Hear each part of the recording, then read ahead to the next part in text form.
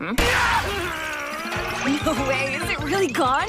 What's it look like? Show me! What are you, stupid? I'm not showing you! If nothing's there, what's the harm? It's not about if anything's there or not, damn it! Jeez, don't be such a drag. तो hello anime lovers, स्वागत है आपके मेरे channel पर जहां हम आपके favourite anime का एपिसोड्स को हिंदी में एक्सप्लेन करेंगे। आज हम बात करेंगे डंडन आइडन के एपिसोड 7 को, जो कि एक्शन, सस्पेंस और इमोशन से भरपूर है। अगर आपने इसके पिछले एपिसोड नहीं देखी है तो किसका वेट कर रहे हो, देखो जाके, क्योंकि बिना उनके ये एपिसोड समझना मुश्किल है।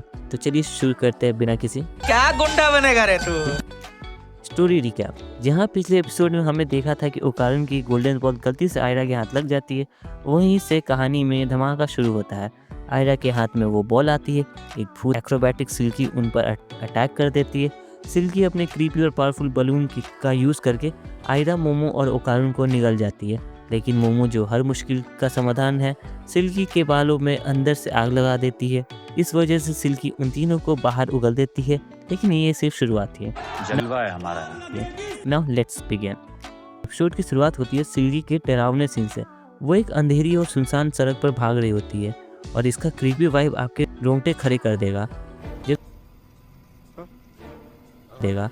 जब सिल्की की आंख खुलती है तो वो देखती है कि आयरा उसके सामने बेहोश पड़ी है। तभी सिल्की का इमोशनल और स्केरी डायलॉग सुनने को मिलता है, तुमने मेरी आयरा छीन ली, उसे वापस करो। आई नो मेरे से नहीं हुआ, लेकिन इमोशन को पकड़ो, बात को मत पकड़ो।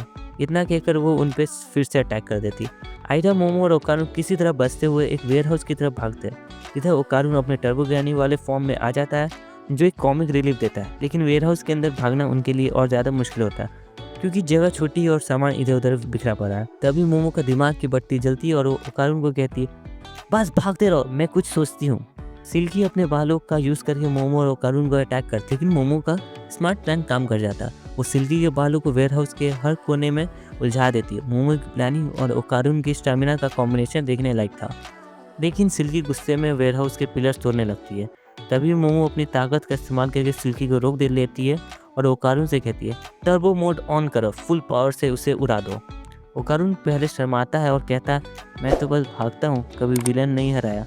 मोमो उस पर चीख कर कहती है, ये सब अब मत बताओ, जाके उसे मारो।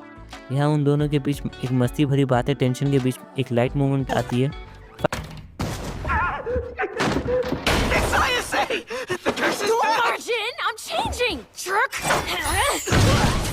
आती है फाइनल ओकारुन एक जोर की धक्का सिल्की को मारकर उसे वेयरहाउस के बाहर फेंक देता है।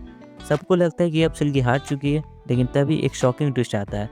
टर्बो ग्रैनी रिवील करती है कि आयरा सच में मर चुकी है। मोमो और ओकारुन शॉक्ड होते हैं, लेकिन वो हार नहीं मानते। मोमो अपने स्पिरिचुअल पावर्स के यूज़ करके आयरा के हार्ट को रिवाइव करने की कोशिश करती है और ओकारुन CPR देने लगता है।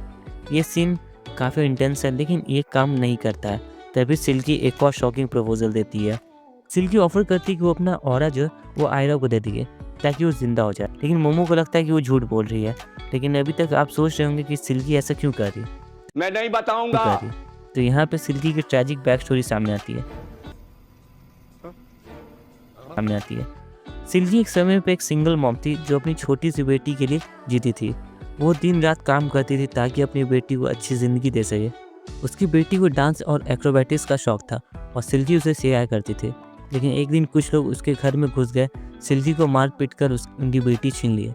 उसकी आंख तक खराब कर दी गई थी। सिल्की की दुनिया उजड़ गई थी और वो डिप्रेशन में आकर सुसाइड कर लेती है। उसकी आत्मा एक भूत बन जाती है जो सिर्फ इतना जानती है उसने अपना कुछ बहुत ही कीमती खोया है। बुरा लगा। सिल्की फाइनली अपना ऑरा आयरा को दे देती है और आयरा जिंदा हो जाती है, लेकिन बिना ऑरा के सिल्की की आत्मा ओम नमः शिवाय हो जाता है। वो मिट्टी में मिल जाता है। उसका ये सैक्रिफाइस देखकर मोमो और ओकारुन दोनों इमोशनल हो जाते हैं। कंट्रोल। एपिसोड के एंड में सिल्की की आत्मा शांति पा लेती है और हम उसे आफ्टर लाइफ में अपनी बेटी के साथ मिलते हुए देखते हैं। इस कहानी में इमोशंस, एक्शंस और सस्पेंस का जबरदस्त कॉम्बो था यार। सिल्की की कहानी सुनकर आपके दिल ज़रूर भर आए होंगे। हो सकता है मैंने बढ़िया से नहीं उसके इमोशन दिखाया हो, लेकिन अगर आप एपिसोड देखना चाहते हैं तो उसके लिए आप बताएं, मैं आपको ज़रूर बताऊंगा कहाँ देख सकते हैं। So let's end this video. और आखिरी में मैं कहना चाहूँगा, हाँ भाई कैसी लगी आगे स्वाद कि आपको एपिसोड कैसा लगा, कि आपको सिल्की की कहानी में इमोशनल फील कराया, कमेंट करके ज़रूर बताएं। अगले एपिसोड और भी ज़्यादा धमाकेदार होने वाले हैं, तो इसलिए सब्सक्राइब करना ना भूलें।